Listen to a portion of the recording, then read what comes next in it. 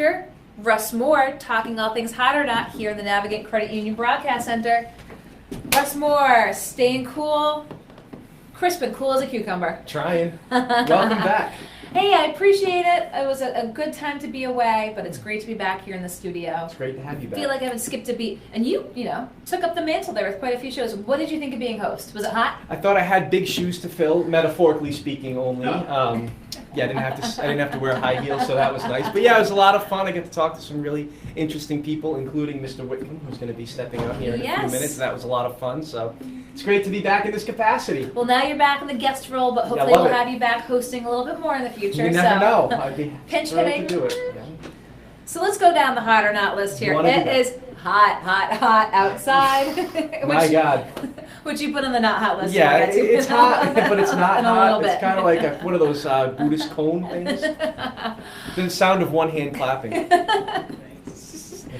Let's go down who's hot. You put the governor on the hot list for what reason? Governor Gina Raimondo, hot this week. So don't say I never put her on. She made the hot list this week because she vetoed a bill that would have made public sector union contracts, municipal contracts, continue on infinitely, even after they expire, or a new contract is agreed to. And it was not a good idea because I think what it would have done was taking any incentive for the public sector unions to give back or to give away some concessions to help the taxpayers.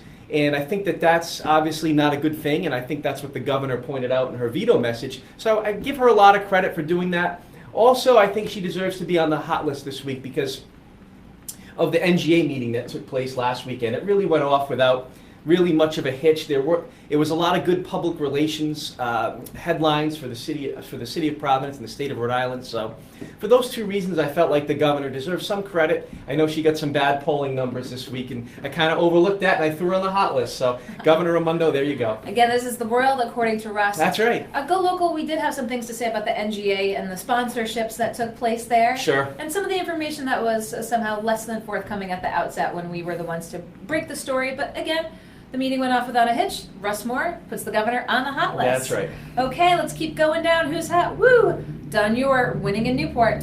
Yeah, she won the election, special election to replace former Senate President Teresa Paiva-Wheaton. She won it handily. I think it's the Democratic primary. She won the Democratic primary special election. She will move on to face a few other candidates in the general election, where I think she'll be slight favorite in that election. But I think it was a big win for progressives because they were able to kind of beat the the more centrist or the more leadership wing of the party. So thought it was a big win for the progressives again, and I think that it's good for her that she won that race, and see if that tilts the Senate even more to the left. Well, she'll be facing off against a seasoned candidate down there in Mike Smith, yep, who ran actually against Paiva-Wheaton and then ran against Lauren Carson for state rep. So it's going to be a race to watch as we look ahead towards 18. But as you mentioned, defeated the endorsed candidate by Paiva-Wheaton, defeated a Newport council candidate, a councilman. So, as you said, Russ Moore puts her on the hot list. Sure. And you have the mayor on the hot list. Another controversial entry onto the hot list this week, which I've already taken some blowback for on a bunch of different people, but I did. I put Mayor Elorza on the hot list because he hired Mike Solomon, former city council president. Look, the mayor has a lot of problems politically. He doesn't always get along with Speaker Nick Mattiello. I guess a lot of people don't, but he certainly doesn't. And a lot of times he has trouble with making inroads with the city council. So by hiring former council president Mike Solomon, he's a very politically savvy guy. I think it should help smooth out some intergovernmental relations. So I did think it was a good hire. Now listen, I understand what a lot of people are saying. He only hired Mr. Solomon because he wanted to neutralize a potential adversary in the mayoral election coming up. That may be the case. Maybe he took a page out of the late Mayor Buddy Cianti's book by doing that, because he was a master at doing that. And maybe that's what he's doing, but... Are you still putting him on the hot list? Yes, I did put buying off a potential candidate. No, that's not why. I put him on because I think it'll smooth over intergovernmental relations. Well, we'll see what happens, and I believe, a nice $150,000 level position. I think it was 120, but when you stop throwing around health insurance and stuff, yeah, I think you're right. It probably gets up that high. I think we're going to be paying about $150, so I think you're right. So I know you're right. Let me rephrase that. You're right. So you had Narragansett Beer and Mark Hellendrung on the hot list? Sure, Mark Hellendrung, good guy, brought Narragansett beer back to Rhode Island, and he represented Rhode Island at the White House when they had the Made in America Day, or their Made in America celebration or showcase. And from Rhode Island, it was Narragansett beer. I like Narragansett when I do like to imbibe or have a drink or two. It's a great beer, and Mark's a great guy, and it's a Rhode Island success story. So yeah, hot this week, absolutely. So question for you. It seems like a very advantageous position to be in, to be that one vendor who gets to show up at the White House. How do you think that gets selected? I think if you're a friend of the governor or you know the right people, I think that's how you get selected. That's what I think, but I'm not entirely sure, but I'm sure it's good to know the right people in Rhode Island. What a radical statement that is to make. Just had to ask you for a few reasons here, which we will Kate discuss. Nagel, keeping it real as always. I like that. Keeping it real. Keeping it real, of course, it wouldn't be a hot list unless Russ Moore pointed out a couple folks on the sports front. Let's talk a little bit here. Roger Williams University has a new athletic director, Kiki Jacobs. Sure. I think it was a good choice. You look at her resume, it's really impressive. She won numerous conference titles as a swimming coach in previous roles, and she was an assistant athletic director up in Massachusetts, and she comes here with a wealth of experience. Should be a great hire for Roger Williams, and I expect hopefully some big things out of that school's athletic department going forward. Okay, keeping eyes on the athletic program at Roger Williams. The Smithfield North Providence Babe Ruth League winning the state tourney. 3 divisions winning the state tourney, the 13-year-olds, the 14-year-olds, and the 15-year-olds. And I always love to give a shout-out and give credit to kids when it's due, and that's what these youngsters are, and they play great. Good coaching down there, obviously, over there. And actually today they're playing in the regional tournaments in Connecticut and New Hampshire, respectively, the 3 teams. So good luck to them today.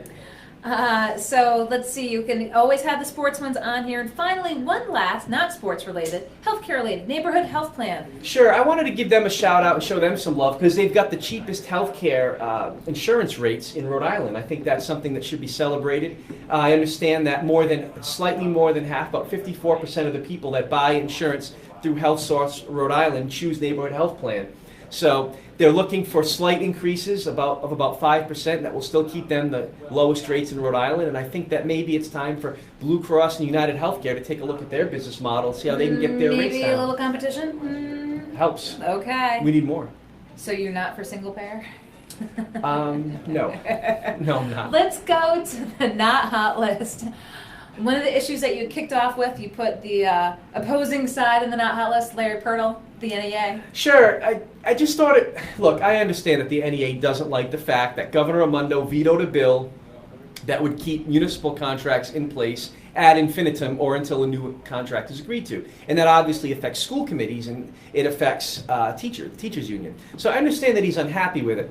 But to point out that Governor Raimondo has some close ties with Wall Street is a red herring. Yes, of course she has close ties with Wall Street, but that's not the issue at hand. The issue at hand is actually protecting taxpayers, and I don't think anyone's been more aggressive in pointing out the governor's Wall Street ties than me, other than Ted Seidel, who looks like is coming into a nice windfall here. Coming into a windfall, and I'm glad that you brought him up. If you didn't catch this afternoon, GoLocal did break the story that Ted Seidel, Forbes columnist, former SEC lawyer, part of the biggest SEC whistleblower payout. The number's not finalized. The number's still being finalized. Sounds like a good number. Big number. It sounds like a very big number. I encourage you to read the story. You've probably read a lot about Mr. Seidel on GoLocal, his critiques of the governor. And the governor has always, most always been dismissive of Ted Seidel. Always. Calling him always been dismissive. Almost always. He wrote the Truth in Numbers report about pension reform, constantly critiquing, again, the alternative investments here in Rhode Island, and just is going to be one of the biggest beneficiaries of a whistleblower, SEC whistleblower payout. So read a little bit more. We'll have more on that on GoLocal, so check that out. Sure, and just to wrap up the point, I didn't think it was appropriate to point out that she has Wall Street ties when she's vetoing a bill that protects taxpayers, because I've been most aggressive in pointing out her Wall Street ties when they hurt taxpayers. So I thought it was a little disingenuous, and I wanted to put Mr. Pirtle on the not hot list due to that. Well, that's why we like getting you here in studio, because you can explain your convictions with vim and vigor. That's what I try to do.